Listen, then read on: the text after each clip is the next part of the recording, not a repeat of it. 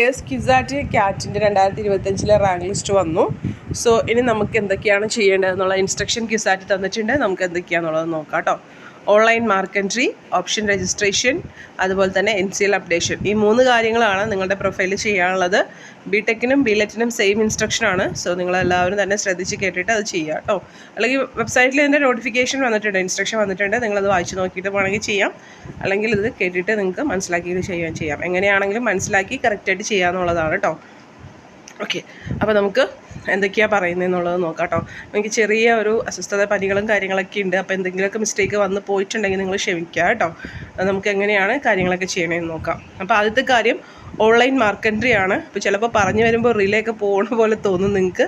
നിങ്ങൾ വിഷമിക്കേണ്ട. നിങ്ങൾക്ക് എന്തെങ്കിലും ഡൗട്ട് ഉണ്ടെങ്കിൽ ചോദിച്ചാൽ മതി. പറ്റുന്ന പോലെ പറഞ്ഞുതരാം. പക്ഷേ പറയുന്ന ഇടയ്ക്ക് എന്തെങ്കിലും കാര്യങ്ങളൊന്ന് പോയിട്ടുണ്ടെങ്കിൽ അത് മനസ്സിലാക്കി അതുപോലെ ചെയ്യുക കേട്ടോ.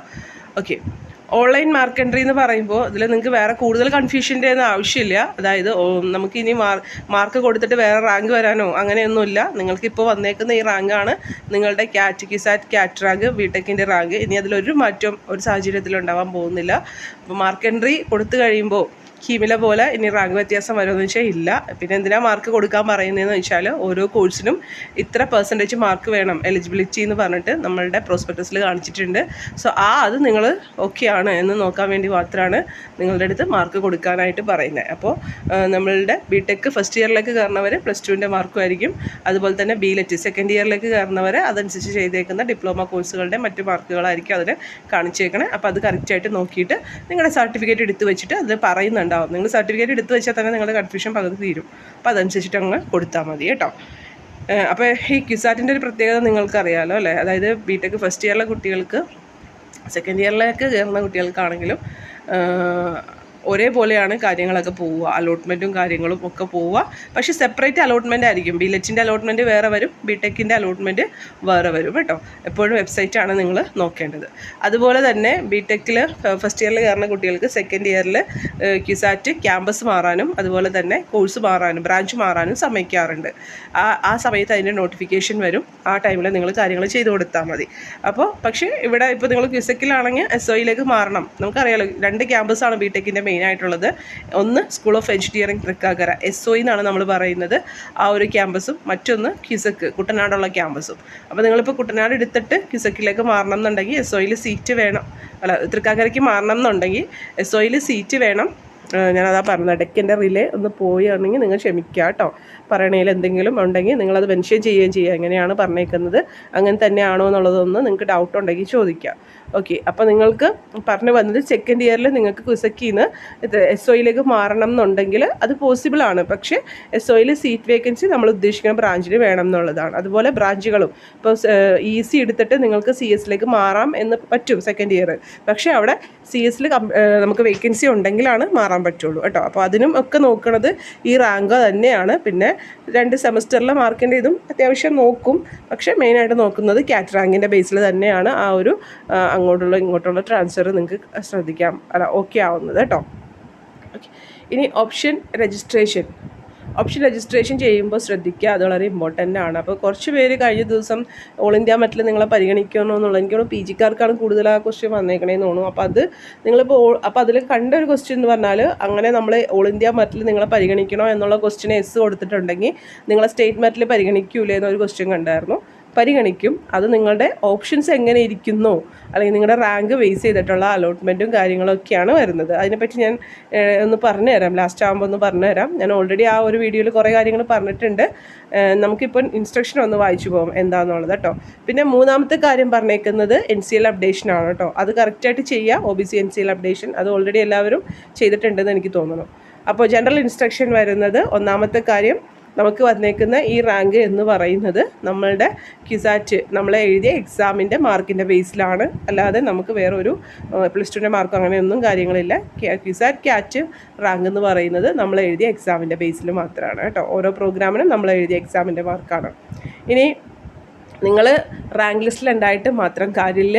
നിങ്ങൾ കറക്റ്റായിട്ട് നിങ്ങളുടെ ഹോം പേജിൽ കാണുന്ന ആ ഒരു കാര്യങ്ങൾ ചെയ്തു കൊടുക്കണം. പ്രത്യേകിച്ച് ഓപ്ഷൻ രജിസ്ട്രേഷൻ ചെയ്യണം.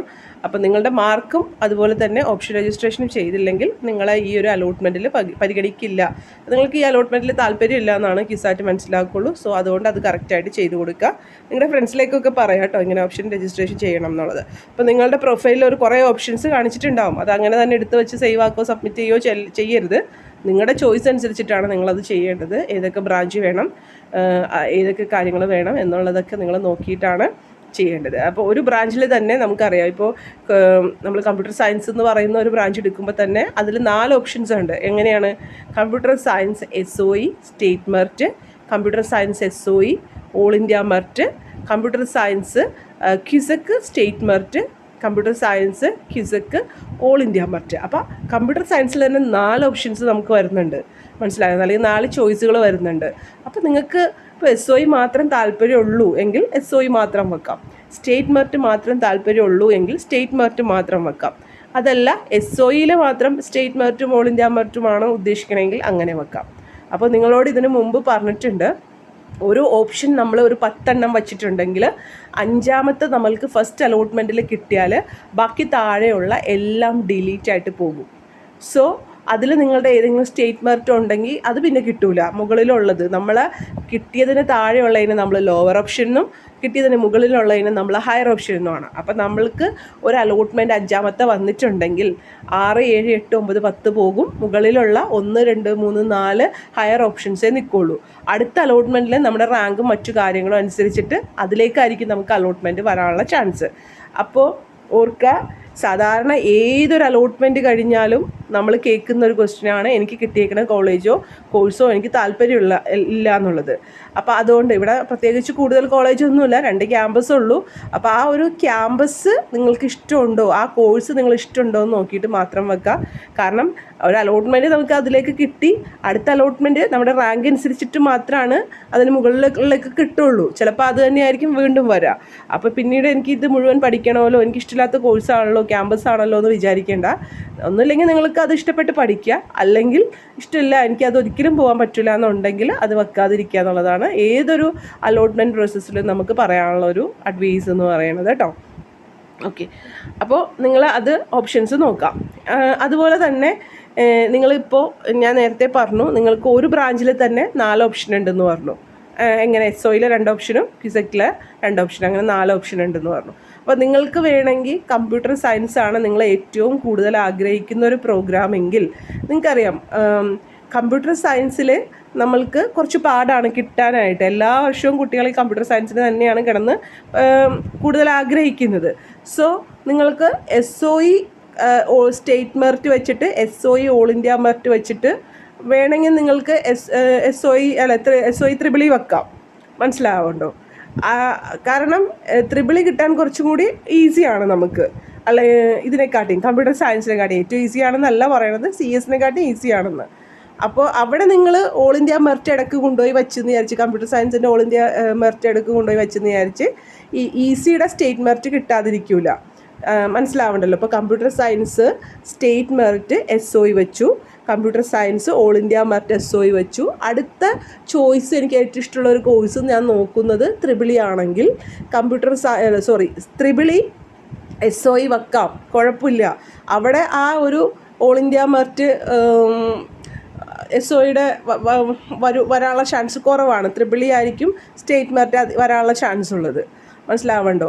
അല്ലെങ്കിൽ നിങ്ങൾക്ക് എല്ലാനും ഇപ്പോൾ എനിക്ക് ഏറ്റവും കുറഞ്ഞ ഫീസ് കൊടുക്കാനുള്ളൂ, അതുകൊണ്ട് എനിക്ക് ഓൾ ഇന്ത്യ മെറിറ്റ് വേണ്ടെങ്കിൽ എല്ലാനും സ്റ്റേറ്റ് മെറിറ്റ് വെക്കാം. അതല്ലെങ്കിൽ സ്റ്റേറ്റ് മെറിറ്റ് മാത്രം വെച്ചിട്ട് പിന്നെ ഓൾ ഇന്ത്യ മെറിറ്റ് വെക്കാം. മനസ്സിലായി? ഇപ്പോൾ നിങ്ങൾക്ക് 3 കോഴ്സിനോട് ഇഷ്ടമുണ്ട്. ഒന്ന് CS EC ത്രിബിളി. അപ്പോൾ നിങ്ങൾക്ക് CS EC ത്രിബിളി സ്റ്റേറ്റ് മെറിറ്റുകൾ അടുപ്പിച്ച് വെച്ചിട്ട് പിന്നെ CS EC ത്രിബിളി ഓൾ ഇന്ത്യ മെറിറ്റുകൾ വെക്കാം. അതിൻ്റെ ഇടയ്ക്ക് വേണമെങ്കിൽ CS-നോടാണ് ഏറ്റവും ഇഷ്ടമെങ്കിൽ ആദ്യം തന്നെ CS സ്റ്റേറ്റ് മെറിറ്റും ഓൾ ഇന്ത്യ മെറിറ്റും വെച്ചിട്ട് ബാക്കി സ്റ്റേറ്റ് മെറിറ്റുകൾ വെക്കാം, പിന്നെ ഓൾ ഇന്ത്യ മെറിറ്റുകൾ എങ്ങനെ വേണമെങ്കിലും വെക്കാം. നിങ്ങൾക്കത് കുഴപ്പമൊന്നുമില്ല. പക്ഷേ ഒരെണ്ണം കിട്ടിക്കഴിഞ്ഞാൽ അതിന് താഴെയുള്ളത് ഡിലീറ്റ് ആയിട്ട് പോകും. ഇപ്പോൾ നിങ്ങളിപ്പോൾ വച്ചേക്കണത് computer science state merit, computer science all India merit, പിന്നെ വച്ചേക്കണത് കമ്പ്യൂട്ടർ സയൻസ് ത്രിബിളി സ്റ്റേറ്റ് മെറിറ്റാണ്. അത് കഴിഞ്ഞിട്ട് ത്രിബിളി ഓൾ ഇന്ത്യ മെറിറ്റും വെച്ചിട്ടുണ്ട്. അപ്പോൾ നിങ്ങൾക്ക് 4ാമത്തെ ഓപ്ഷൻ കിട്ടി, ത്രിബിളി ഓൾ ഇന്ത്യ മെറിറ്റ് കിട്ടി. അപ്പോൾ നിങ്ങൾ ഓൾ ഇന്ത്യ മെറിറ്റിൻ്റെ ഫീസ് അടക്കണം. ഫീസ് അടച്ചാൽ മാത്രമാണ് മുകളിലുള്ളതിൽ പരിഗണിക്കുകയുള്ളൂ. അപ്പോൾ ആ ഫീസ് അടച്ചിട്ട് സെക്കൻഡ് അലോട്ട്മെൻറ്റിൽ നിങ്ങൾക്ക് ത്രിബിളി സ്റ്റേറ്റ് മെറിറ്റ് കിട്ടുവാണെങ്കിൽ ഓൾ ഇന്ത്യ മെറിറ്റിന് നമ്മൾ കൂടുതൽ ഫീസ് അടച്ചല്ലോ, അത് നമുക്ക് തിരിച്ച് കിട്ടും. ഓക്കെ, ഉടനെ അല്ല, കുറച്ച് കഴിയുമ്പോൾ അത് തിരിച്ച് കിട്ടും. ഇനി അതല്ല, നിങ്ങൾ ആദ്യം നിങ്ങൾക്ക് കിട്ടിയത് 3ാമത്തെ ഓപ്ഷനായിട്ടുള്ള ത്രിബിളി സ്റ്റേറ്റ് മെറിറ്റാണ് കിട്ടിയേക്കണത്. അത് കഴിഞ്ഞിട്ട് അടുത്ത അലോട്ട്മെൻറ്റിൽ നിങ്ങളുടെ 2ാമത്തെ ഓപ്ഷനായിട്ടുള്ള CS ഓൾ ഇന്ത്യ മെറിറ്റ് കിട്ടിയാൽ നമ്മൾ സ്റ്റേറ്റ് മെറിറ്റ് അടച്ചേക്കണ ഫീസിൻ്റെ ബാക്കി നിങ്ങൾ ഓൾ ഇന്ത്യ മെറിറ്റിലേക്ക് അടച്ചാൽ മതി. മനസ്സിലാവണ്ടോ? അപ്പോൾ ഈ CS കാര്യത്തിൽ മാത്രമാണ് ഓൾ ഇന്ത്യ മെറിറ്റ് മുകളിൽ കൊണ്ടുപോയി വെച്ചാൽ കിട്ടാനുള്ള പാട് എന്നുള്ളത് പറയണത് കേട്ടോ. അതല്ലാതെ ഇപ്പോൾ സിവിലൊക്കെ നിങ്ങൾ ആദ്യം കൊണ്ടുപോയി ഓൾ ഇന്ത്യ മെറിറ്റ് വെച്ചിട്ടുണ്ടെങ്കിൽ കുറച്ചും കൂടി ഈസി ആയിട്ട് കിട്ടാനുള്ള ഒരു ഇതുണ്ട് മറ്റു ബ്രാഞ്ചസിനെ അപേക്ഷിച്ചിട്ട്. സാധാരണ കുട്ടികൾ സിവിൽ ഇപ്പോൾ കഴിഞ്ഞ വർഷമൊക്കെ കുറച്ച് അധികം കുട്ടികൾ സിവിൽ നോക്കണ്ടായിരുന്നു. അപ്പോൾ അതും ഒക്കെ ആ കോഴ്സിന് കിട്ടാനുള്ള പ്രയോറിറ്റി അനുസരിച്ചിട്ട് നിങ്ങൾക്കറിയാമല്ലോ, ഇപ്പോൾ നാട്ടിൽ ഏത് കോഴ്സിനോടാണ് കൂടുതൽ ഇതുള്ളത്, ഏത് കോഴ്സിനാണ് കുറച്ച് ബാക്കിലേക്ക് നിൽക്കണം. അപ്പോൾ അതനുസരിച്ചിട്ട് സ്റ്റേറ്റ് മെറിറ്റും ഓൾ ഇന്ത്യ മെറിറ്റും ഒക്കെ നിങ്ങൾ ചൂസ് ചെയ്ത് വെക്കാനൊക്കെ ശ്രദ്ധിക്കണം കേട്ടോ. ഇനി അടുത്ത കാര്യം എന്ന് പറയുന്നത്, 3ാമത്തെ കാര്യം എന്ന് പറയുന്നത് നിങ്ങളുടെ NCL അപ്ഡേഷനാണ്. അപ്പോൾ അതുകൊണ്ട് തന്നെ അത് ആവശ്യമുള്ളവർ അത് ചെയ്യാന്നുള്ളതാണ് കേട്ടോ. ഓക്കെ, 4ാമത്തെ കാര്യം, the candidate can modify or edit. അതായത് നിങ്ങളിപ്പോൾ ഇവിടെ ലാസ്റ്റ് ഡേറ്റ് എന്നാ പറഞ്ഞേക്കണേ, 20-ാം തീയതി അല്ലേ, 26/2025 12 മണി വരെയാണ് നമ്മൾക്ക് ഓപ്ഷൻസ് എഡിറ്റ് ചെയ്യാനായിട്ട് സാധിക്കുള്ളൂ. അപ്പോൾ അല്ലെങ്കിൽ ഓപ്ഷൻസ് വെക്കാനായിട്ട് സാധിക്കുള്ളൂ. ലാസ്റ്റ് ടൈമാണ് നമ്മളുടെ 20-ാം തീയതി എന്ന് പറയുന്നത്. സോ നിങ്ങളിപ്പോൾ ഒരു പ്രാവശ്യം ഇന്ന് നിങ്ങൾ ഓപ്ഷൻസൊക്കെ ഓക്കെ ചെയ്ത് വെച്ചു, എന്നിട്ട് നിങ്ങൾക്ക് കുറച്ച് കഴിയുമ്പോൾ തോന്നുകയാണ്, അയ്യോ ഇങ്ങനെയല്ല, എനിക്കത് 2ാമത് ഇരിക്കണതിനൊന്ന് 3ാമത് വെക്കാമായിരുന്നു, ലാസ്റ്റ് ഇരിക്കണതിന് 2ാമത് ഇരിക്കണമെന്ന് വെക്കാമായിരുന്നു എന്ന് തോന്നിയാൽ നിങ്ങൾക്ക് ചെയ്യാം. മനസ്സിലാവുണ്ടോ? 20-ാം തീയതി വരെ നിങ്ങൾ ഒരു ഓപ്ഷൻ വെച്ചിട്ടുണ്ടെങ്കിൽ അത് എഡിറ്റ് ചെയ്യണതിന് കുഴപ്പമില്ല എന്നുള്ളതാണ് പറഞ്ഞേക്കണത്. You can modify or edit the option once exercised by them till last date of option registration. Option രജിസ്ട്രേഷൻ്റെ ലാസ്റ്റ് ഡേറ്റ് വരെ നിങ്ങൾക്ക് എഡിറ്റ് ചെയ്യാനായിട്ട് സാധിക്കും. പക്ഷേ ശ്രദ്ധിക്കുക, നിങ്ങൾ ലാസ്റ്റ് എങ്ങനെയാണോ ഡേറ്റ് എങ്ങനെയാണോ വച്ചേക്കുന്നത്, അതായത് കിസാറ്റിൻ്റെ ഡേറ്റ് ഉണ്ടല്ലോ അവരുടെ, ആ ഒരു ടൈമിൽ ലാസ്റ്റ് നിങ്ങൾ എങ്ങനെയാണോ ഓപ്ഷൻസ് വെച്ചേക്കണേ അത് പരിഗണിച്ചിട്ടായിരിക്കും അലോട്ട്മെൻറ്റ് വരുന്നത്. അപ്പോൾ നിങ്ങൾ വേണമെങ്കിൽ ഒന്ന് ആ ലാസ്റ്റ് വെച്ചേക്കുന്ന ഇത് ഒന്ന് സ്ക്രീൻഷോട്ട് എടുത്ത് വെച്ചേക്കുക എങ്ങനെയാണ്. കാരണം കുറേ പ്രാവശ്യം എഡിറ്റ് ചെയ്ത് കഴിയുമ്പോൾ നമുക്ക് എങ്ങനെയാണ് വെച്ചതെന്ന് ഓർമ്മ ഉണ്ടാവില്ലല്ലോ. അപ്പോൾ ലാസ്റ്റ് എല്ലാം കഴിയുന്ന സമയത്ത് നിങ്ങളൊരു സ്ക്രീൻഷോട്ട് എടുത്ത് വെച്ചേക്കുക, നിങ്ങൾ എങ്ങനെയാണ് ആ ഒരു ഓപ്ഷൻസ് കൊടുത്തേക്കണേ എന്നുള്ളത് പ്രത്യേകം ശ്രദ്ധിക്കുക കേട്ടോ. ഇനി അവിടെ വേറെ ഒന്നും പറ്റില്ലല്ലോ അല്ലേ. The candidate can modify or edit the option are last date of option registration the online option store in the university. അതാണ് ഇപ്പോൾ ഞാൻ പറഞ്ഞത്. Final no further changes will be in any case this option alone will be consider for അത് തന്നെയാണ് കേട്ടോ. അതായത് എങ്ങനെയാണോ നിങ്ങൾ ലാസ്റ്റ് വെക്കുമ്പോൾ ആ ഒരു യൂണിവേഴ്സിറ്റിയുടെ ഡേറ്റാബേസിലുള്ള ടൈം ആൻഡ് ഡേറ്റിൽ ഇരിക്കുന്നത് അതനുസരിച്ചിട്ടായിരിക്കും അലോട്ട്മെൻറ്റ് വരുന്നത് എന്നുള്ളതാണ്. അതായത് 20-ാം തീയതി മിഡ് നൈറ്റ് എന്നുള്ളതാണല്ലോ, മിഡ് നൈറ്റിൻ്റെ ആ ടൈം 12 മണി എന്നുള്ളത് ചിലപ്പോൾ നിങ്ങളുടെ ആ ഒരു വർഷത്തിലെ സമയമായിരിക്കില്ല യൂണിവേഴ്സിറ്റിയുടെ ഡേറ്റാബേസിൽ. സോ ഏത് ടൈമാണോ, സെക്കൻഡുകളോ മിനിറ്റോ, അത് വലിയ ഇഷ്ടമുള്ള കാര്യമല്ല, അങ്ങനെ പറഞ്ഞേക്കണമെന്ന് മാത്രമേ ഉള്ളൂ കേട്ടോ. ഓക്കെ, അപ്പോൾ അതുകൊണ്ട് ലാസ്റ്റ് നിങ്ങൾ വെക്കണ ഓപ്ഷൻ ഒന്ന് സ്ക്രീൻഷോട്ട് എടുത്ത് വെച്ചേക്കാന്നുള്ളത്. ഇനി നിങ്ങൾ ഈ ഒരു ലാസ്റ്റ് ഡേറ്റ് കഴിഞ്ഞിട്ടുണ്ടെങ്കിൽ പിന്നെ നമ്മൾക്കത് റീഅറേഞ്ച് ചെയ്യാനോ മറ്റു കാര്യങ്ങൾക്കോ ഒന്നും സമ്മതിക്കില്ല. അതുപോലെ തന്നെ നിങ്ങൾ ഓപ്ഷൻ രജിസ്റ്റർ ചെയ്തു, അതുപോലെ നിങ്ങൾക്കൊരു അലോട്ട്മെൻറ്റ് കിട്ടിയാൽ പോലും നിങ്ങൾ എലിജിബിലിറ്റി ക്രൈറ്റീരിയ നിങ്ങൾക്കുണ്ടെങ്കിൽ പോലും നിങ്ങളുടെ അഡ്മിഷൻ അത് കംപ്ലീറ്റ് ആവുന്നത് നമ്മളുടെ അഡ്മിഷൻ്റെ സമയത്ത് നമ്മൾ സർട്ടിഫിക്കറ്റുകൾ സബ്മിറ്റ് ചെയ്യുമ്പോഴാണ് കേട്ടോ. പ്രത്യേകിച്ച് നിങ്ങൾ എന്തെങ്കിലും റിസർവേഷനും കാര്യങ്ങളൊക്കെ പറയുന്നുണ്ടെങ്കിൽ ആ സർട്ടിഫിക്കറ്റുകൾ നിങ്ങൾ അഡ്മിഷൻ്റെ സമയത്ത് ഹാജരാക്കാൻ പറ്റണം. എന്നാൽ മാത്രമാണ് നിങ്ങളുടെ ആ ഒരു അഡ്മിഷൻ കംപ്ലീറ്റ് ആവുള്ളൂ. ഇപ്പോൾ നിങ്ങൾ EWS റിസർവേഷൻ ഉണ്ട്, നിങ്ങൾക്ക് അലോട്ട്മെൻറ്റ് വന്നത് ആ ഒരു റിസർവേഷൻ്റെ ബേസിലായിരിക്കും. അപ്പോൾ നിങ്ങൾ അഡ്മിഷൻ്റെ സമയത്ത് ഈ പറയുന്ന EWS സർട്ടിഫിക്കറ്റ് ഹാജരാക്കിയില്ല എങ്കിൽ നിങ്ങളുടെ അഡ്മിഷൻ ക്യാൻസലായി പോകും. അതുപോലെയാണ് ഓരോ കാര്യങ്ങളും കേട്ടോ. ഏതെങ്കിലും റിസർവേഷൻ നിങ്ങൾ ക്ലെയിം ചെയ്യുന്നുണ്ടെങ്കിൽ അഡ്മിഷൻ്റെ സമയത്ത്, അതായത് നമുക്ക് അലോട്ട്മെൻറ്റ് കിട്ടിയ ഉടനെ തന്നെ കിസാറ്റ് പറയൂല സർട്ടിഫിക്കറ്റ് ഒന്നും വെരിഫൈ ചെയ്യാനൊന്നും. അലോട്ട്മെൻറ്റ് കിട്ടിക്കഴിഞ്ഞാൽ ആദ്യം പറയുന്നത് ഫീസ് അടക്കാനാണ്. മനസ്സിലായോ? നമ്മുടെ പ്രൊഫൈലിൽ ഫീസ് അടക്കാനുള്ള ലിങ്ക് ഉണ്ടാവും. അതിലൂടെ നിങ്ങൾ ഫീസ് അടച്ചാൽ മതി. ആ ഫീസ് അടച്ചു കഴിഞ്ഞ് പിന്നീടായിരിക്കും നിങ്ങളോട് ചിലപ്പോൾ 2 അലോട്ട്മെൻറ്റ് കഴിഞ്ഞിട്ട് ഒരുമിച്ചായിരിക്കും നിങ്ങളോട് സർട്ടിഫിക്കറ്റ് വെരിഫിക്കേഷനായിട്ട് ചെല്ലാനായിട്ട് പറയണത്. അപ്പോൾ നിങ്ങൾ അഡ്മിഷൻ കിട്ടി ഉറപ്പായി ഫീസൊക്കെ അടച്ചാണെങ്കിൽ പോലും ആ സർട്ടിഫിക്കറ്റിൽ എന്തെങ്കിലും മിസ്റ്റേക്കുകൾ ഉണ്ടെങ്കിൽ അല്ലെങ്കിൽ സർട്ടിഫിക്കറ്റുകൾ ഹാജരാക്കാൻ പറ്റിയില്ലെങ്കിൽ അഡ്മിഷൻ ക്യാൻസലായി പോകുന്നുള്ള കാര്യം ഓർക്കുക കേട്ടോ. Based on the options submitted by candidate, their eligibility and availability of seat in various branches, candidate will be allotted to branches. അതായത് നിങ്ങൾ കൊടുത്തേക്കുന്ന ഓപ്ഷൻ അനുസരിച്ചും നിങ്ങളുടെ റാങ്ക് അനുസരിച്ചിട്ടാണ് ഒരു അലോട്ട്മെൻറ്റ് വരുന്നതെന്നുള്ളതാണ് കേട്ടോ. ഇനി the details of allotment, if any, will be published in the home page of candidates. When who get allotment must pay the അതായത് നേരത്തെ പറഞ്ഞ കാര്യമാണ് 7ാമത് പറഞ്ഞേക്കുന്നത്. അലോട്ട്മെൻറ്റ് ഉണ്ടോയെന്നുള്ളത് നിങ്ങളുടെ പ്രൊഫൈലിലൂടെ നിങ്ങൾക്ക് കാണാൻ പറ്റും. അലോട്ട്മെൻറ്റ് കിട്ടിക്കഴിഞ്ഞാൽ ഫീസ് അടക്കാനുള്ള ലിങ്കും നിങ്ങളുടെ പ്രൊഫൈൽ കാണിക്കും. സോ അതിലൂടെ നിങ്ങൾ ഫീസ് അടക്കുക. ഒരു ഡേറ്റ് പറഞ്ഞിട്ടുണ്ടാവും. ആ ഡേറ്റിനുള്ളിൽ നിങ്ങൾ ഫീസ് അടച്ചില്ലെങ്കിൽ അലോട്ട്മെൻറ്റിൽ നിന്ന് പുറത്തായി പോകും. പണ്ടൊക്കെ സ്പോട്ടിൽ അങ്ങനെ പുറത്തായവരെ പരിഗണിക്കാമായിരുന്നു. കഴിഞ്ഞ വർഷം അങ്ങനെ കണ്ടില്ല കേട്ടോ. അതുകൊണ്ട് നിങ്ങൾക്കൊരു ആവശ്യമുള്ള കോഴ്സും ഇതും തന്നെ വെക്കുക. ഫീസ് ആ ഒരു ടൈമിൽ നിങ്ങൾക്ക് അറിയാമല്ലോ ക്യുസാറ്റിന് കുറച്ച് ഫീസൊക്കെ കൂടുതലാണ്. സോ നിങ്ങൾ ആ ഒരു ടൈമിലേക്ക് എല്ലാം സെറ്റാക്കി വെക്കാനൊക്കെ ശ്രദ്ധിക്കുക കേട്ടോ. അന്ന് തന്നെ ഇപ്പോൾ അലോട്ട്മെൻറ്റ് കിട്ടി അന്ന് തന്നെ ഫീസ് അടക്കേണ്ട വരില്ല. ഒരു ഡേറ്റ് 2 ദിവസം 3 ദിവസമൊക്കെ നിങ്ങൾക്ക് തരാറുണ്ട്. 2 ദിവസം നിങ്ങൾ പ്രതീക്ഷിക്കുക. ചിലപ്പോൾ 3 ദിവസം കിട്ടിയേക്കും, ചിലപ്പോൾ 4 ദിവസം കിട്ടിയേക്കും. അപ്പോൾ ആ ഒരു ടൈമിനുള്ളിൽ നിങ്ങൾ ഫീസ് അടക്കണം. അപ്പോൾ അതുകൊണ്ട് ആ ഒരു രീതിയിൽ നിങ്ങൾ ഫീസും കാര്യങ്ങളൊക്കെ നമ്മൾ കുറച്ച് കഴിയുമ്പോൾ ഈ ഒരു ഡേറ്റൊക്കെ ഇടും കേട്ടോ. അവർ ഷെഡ്യൂളൊക്കെ ഇടും. എന്നാണ് അലോട്ട്മെൻറ്റ് വരുന്നത്, എന്ന് വരെ ഫീസ് അടക്കാം എന്നുള്ള കാര്യങ്ങളൊക്കെ ആയിട്ട് ഒരു ഷെഡ്യൂൾ ഇടും. അപ്പോൾ അതനുസരിച്ചിട്ട് നിങ്ങൾക്ക് അലോട്ട്മെൻറ്റ് വരുന്നതും ഫീസ് അടക്കുന്ന ഡേറ്റും ഒക്കെ അറിയാനായിട്ട് സാധിക്കും കേട്ടോ. ഇനി നിങ്ങളിപ്പോൾ അലോട്ട്മെൻറ്റ് കിട്ടിയ ഒരാളാണെങ്കിലും ഫീസ് അടച്ച ഒരാളാണെങ്കിലും നിങ്ങൾ പ്രൊഫൈൽ ഇടയ്ക്ക് പോയി ചെക്ക് ചെയ്യണം. ഡേറ്റ് എന്തെങ്കിലും വ്യത്യാസങ്ങൾ വരുന്നുണ്ടോ എന്നുള്ളത് ഡെയിലി ബേസിൽ ചെക്ക് ചെയ്യണം എന്നുള്ളതാണ് ഇവർ പറയുന്നത് കേട്ടോ. ഓക്കെ, അതുപോലെ മെയിലും ഒന്ന് ചെക്ക് ചെയ്തേക്കാം. ഇനി if a candidate fail to produce required certificate at the time of certificate verification or fail to pay the fee, ഞാൻ നേരത്തെ പറഞ്ഞത് തന്നെയാണ്. നിങ്ങളത് രണ്ടും നിങ്ങളുടെ സർട്ടിഫിക്കറ്റ് വെരിഫിക്കേഷൻ്റെ സമയത്ത് സർട്ടിഫിക്കറ്റ് ഹാജരാക്കാൻ പറ്റിയില്ലെങ്കിലോ ഫീസ് അടക്കാനോ പറ്റിയില്ലെങ്കിലോ നിങ്ങൾ എന്ത് പറ്റും, അതിൽ നിന്ന് പുറത്തായി പോകും എന്നുള്ളതാണ് പറയുന്നത്. അതുകൊണ്ട് തന്നെ എല്ലാ കാര്യങ്ങളും കറക്റ്റായിട്ട് ചെയ്യുക, അതുപോലെ ഉണ്ടാവുക എന്നുള്ളതാണ്. The verification of eligibility of candidate for admission to the program is done by university only after the allotment of seat to. അതായത് ഇപ്പോൾ നമുക്ക് ഓരോ കോഴ്സിന് ചിലപ്പോൾ 45% ഇന്ന ഇതിന് വേണം, അല്ലെങ്കിൽ ടോട്ടൽ 45% വേണം, അല്ലെങ്കിൽ 50% വേണം എന്നുള്ള ഒരു എലിജിബിലിറ്റി ക്രൈറ്റീരിയ ഒക്കെ ഉണ്ടാവും മാർക്കിന്. അതായത് നിങ്ങളിപ്പോൾ ബിടെക് ഫസ്റ്റ് ഇയറിലേക്കാണെങ്കിൽ +2ൻ്റെ മാർക്ക്, ബിലെറ്റ് ആണെങ്കിൽ ഡിപ്ലോമയുടെ മാർക്ക്, അല്ലെങ്കിൽ അത് നിങ്ങൾ ചെയ്തേക്കണതിൻ്റെ മാർക്ക്. അപ്പോൾ ആ എലിജിബിലിറ്റി പ്രോസ്പെക്ടസ് നോക്കിയാൽ നിങ്ങൾക്ക് മനസ്സിലാവും. അത് വെരിഫൈ ചെയ്തിട്ട് ആ നിങ്ങൾ റാങ്കിൽ വന്ന് നിൽക്കുന്നു ഫസ്റ്റ്, അല്ലെങ്കിൽ നിങ്ങളുടെ കയ്യിൽ എല്ലാ സർട്ടിഫിക്കറ്റുകളും ഉണ്ട് എങ്കിൽ പോലും ഈ പറയുന്ന മാർക്ക് ഇല്ലെങ്കിൽ നിങ്ങൾക്ക് അഡ്മിഷൻ ക്യാൻസലായി പോകും കേട്ടോ. അപ്പോൾ ആ എലിജിബിലിറ്റി ഉണ്ടോ എന്നുള്ളത് നിങ്ങൾ +2ൻ്റെ കാര്യത്തിലൊന്നും കുഴപ്പമില്ല, എന്തായാലും ഉണ്ടാവും, കുഴപ്പമില്ല എന്നല്ല, നിങ്ങൾക്ക് ഉണ്ടാവാൻ ചാൻസ് ഉണ്ട്. ബാക്കി എല്ലാവരും തന്നെ എലിജിബിലിറ്റി എത്തുക എന്നുള്ളതൊന്ന് നോക്കുക, എത്ര മാർക്കാണെന്നുള്ളത് കേട്ടോ, ഒന്ന് നോക്കിയേക്കാം, അത്രേ ഉള്ളൂ. അല്ലാതെ വേറെ ഒന്നുമില്ല, അത് നോക്കും എന്നുള്ളതാണ് കേട്ടോ. അത്ര വലിയ പ്രശ്നമാണ്. പക്ഷെ നിങ്ങളത് ഓർത്ത് ടെൻഷൻ വേണ്ട. നിങ്ങൾക്കൊക്കെ എല്ലാവർക്കും ആ ഒരു 45 അല്ലെങ്കിൽ 50 ആണെന്ന് തോന്നുന്നു. അത് ഞാനിപ്പോൾ കറക്റ്റ് ഓർമ്മയില്ല. അത് ഉണ്ടാവാനുള്ള ചാൻസ് ഉണ്ട്. ഓക്കെ, ഇനി അടുത്തത് The students who successfully complete the allotment process and join for program should report it as per instruction published in the website. അതൊക്കെ അഡ്മിഷൻ നിങ്ങൾക്ക് കിട്ടിക്കഴിഞ്ഞാലും നിങ്ങൾ ഇനി എനിക്ക് അഡ്മിഷൻ കിട്ടിയല്ലോ ഇനിയൊന്നും നോക്കാനില്ല എന്ന് വിചാരിക്കരുത്. ഇടയ്ക്ക് വെബ്സൈറ്റുകൾ നോക്കിക്കൊണ്ടിരിക്കുക. നിങ്ങളുടെ പ്രൊഫൈലിൽ എന്തെങ്കിലും കാര്യങ്ങൾ അപ്ഡേഷൻസ് വന്നിട്ടുണ്ടോ എന്നുള്ളത് നോക്കാം. മെയിലും നിങ്ങളൊന്ന് ചെക്ക് ചെയ്തേക്കാം. ചിലപ്പോൾ മെയിൽ സ്പാമിലൊക്കെ വന്ന് കിടക്കാം. അപ്പോൾ ആ കാര്യങ്ങളൊക്കെ ചെയ്യാം കേട്ടോ.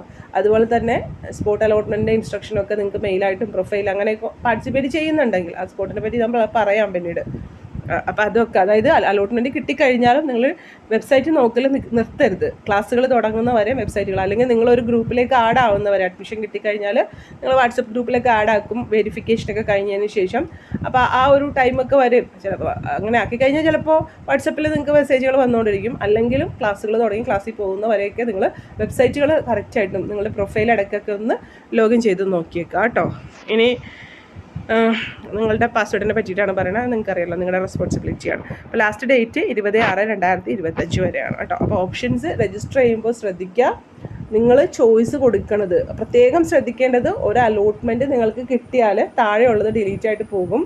അപ്പോൾ നിങ്ങൾ ഓൾ ഇന്ത്യ മെറിറ്റും സ്റ്റേറ്റ് മെറിറ്റും വെക്കുമ്പോൾ നിങ്ങളുടെ ആ ഒരു ഇതനുസരിച്ചിട്ട്, വിവേകം അനുസരിച്ചിട്ട് വെക്കുക. ഓരോ കോഴ്സുകൾക്കും ഉണ്ടല്ലോ ഓരോ രീതിയിലുള്ള പ്രയോറിറ്റി. അപ്പോൾ അതനുസരിച്ചിട്ട് നിങ്ങൾ ഏതാണ് വേണ്ടതെന്ന് നോക്കിയിട്ടും ഒക്കെ വെക്കാനായിട്ട് ശ്രദ്ധിക്കുക കേട്ടോ. സേവ് ചെയ്യുക, അല്ലെങ്കിൽ സബ്മിറ്റ് ഉണ്ടെങ്കിൽ സബ്മിറ്റ് എന്നുള്ള കാര്യങ്ങളൊക്കെ ചെയ്ത് കൊടുത്തിട്ട് നിങ്ങളതിൻ്റെ PDF ആയിട്ട് ഡൗൺലോഡ് ചെയ്തെടുക്കാൻ പറ്റുമെങ്കിൽ അങ്ങനെ ഡൗൺലോഡ് എടുത്തിട്ടേക്കുക, അല്ലെങ്കിൽ ഒരു സ്ക്രീൻഷോട്ട് എടുത്ത് നിങ്ങളുടെ ലാസ്റ്റ് എങ്ങനെയാണോ വെക്കണം ആ രീതിയിലൊന്ന് നോക്കി വെച്ചേക്കുക കേട്ടോ. അലോട്ട്മെൻറ്റിൻ്റെ എല്ലാ കാര്യങ്ങളും ഞാൻ പറഞ്ഞു, ഷെഡ്യൂൾ ഇനി പബ്ലിഷ് ചെയ്യും, അതുപോലെ തന്നെ ബാക്കി കാര്യങ്ങൾ ഫസ്റ്റ് അലോട്ട്മെൻറ്റ് വരുമ്പോഴും എല്ലാം നിങ്ങൾക്ക് വെബ്സൈറ്റ് നോക്കി അറിയാൻ പറ്റും കേട്ടോ. അപ്പോൾ ഇതിലെന്തെങ്കിലും ഡൗട്ട് ഉണ്ടെങ്കിൽ നിങ്ങൾക്ക്, പിന്നെ അതുപോലെ തന്നെ നിങ്ങൾക്ക് ലാസ്റ്റ് റാങ്ക് വെബ്സൈറ്റിൽ കിടപ്പുണ്ടല്ലോ, പിന്നെ നിങ്ങൾ എന്തിനാണ് നോക്കണേ ഇങ്ങനെ ചോദിക്കണത്, എനിക്ക് അതൊന്നും പറയാൻ പറ്റില്ല. നമ്മൾ ഓരോ വർഷം ഇതിൽ വ്യത്യാസമുണ്ട്, പിന്നെ അത്രയും പറയാനുള്ള കഴിവൊന്നും എനിക്കില്ല, മനസ്സിലാവണ്ടോ. അപ്പോൾ അതുകൊണ്ട് തന്നെ ലാസ്റ്റ് റാങ്ക് വെബ്സൈറ്റിൽ കിടപ്പുണ്ട്, നിങ്ങൾക്ക് നോക്കാം. പിന്നെ ഇപ്പോൾ സ്പോട്ടിലെ റാങ്കൊന്നും അതിലുണ്ടാവില്ല. കാരണം ഇപ്പോൾ ഒരു 10ാം റാങ്കുകാരന്, അതായത് ജസ്റ്റ് പറയണം കേട്ടോ 10ാം റാങ്കെന്ന്, ചിലപ്പോൾ അവിടെ ഒരു 8ാം റാങ്ക് വരെ അവിടെ കാണിച്ചിട്ടുണ്ടാവുള്ളൂ. 8ാമത്തെ റാങ്കുകാരന് CS കിട്ടിയിട്ടുണ്ട്. 8 എന്നുള്ള റാങ്ക് കിട്ടിയിട്ടുണ്ടെന്നല്ല, ഞാൻ എളുപ്പത്തിന് പറയണതാണ് 8 എന്ന് കേട്ടോ. അപ്പോൾ ആ റാങ്ക് കിട്ടിയിട്ടുണ്ടെന്ന് കാണിച്ചിട്ടുണ്ടാവും. പക്ഷേ ചിലപ്പോൾ സ്പോട്ടിൽ 10ാമത്തെ റാങ്കുകാരനും കിട്ടിയിട്ടുണ്ടാവും. അത് അങ്ങനെ കാണിക്കാത്ത എന്താണെന്ന് വെച്ചാൽ 8ന് കുറേ പേര് വേറെ എങ്ങോട്ടൊക്കെ പോയി ജോയിൻ ചെയ്യുന്നത് കൊണ്ടാണ് 10ാമത്തെ റാങ്കുകാരന് കിട്ടിയത്.